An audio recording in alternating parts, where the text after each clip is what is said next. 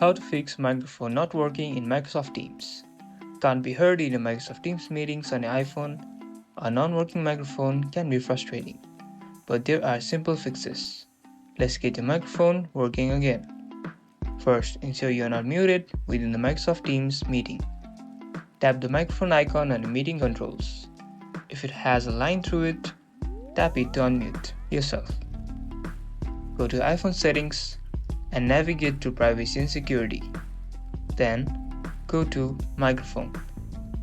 Find Teams in the list and ensure that the toggle next to it is turned on. Test your microphone with another app, like voice memos, to ensure it's not a hardware issue. If it works there, force close and reopen Teams. If problems continue, restart your entire iPhone. This often solves audio glitches. You're back to being heard in Microsoft Teams meetings. Ensure clear communication every time. Like and subscribe for more Microsoft Teams troubleshooting tips.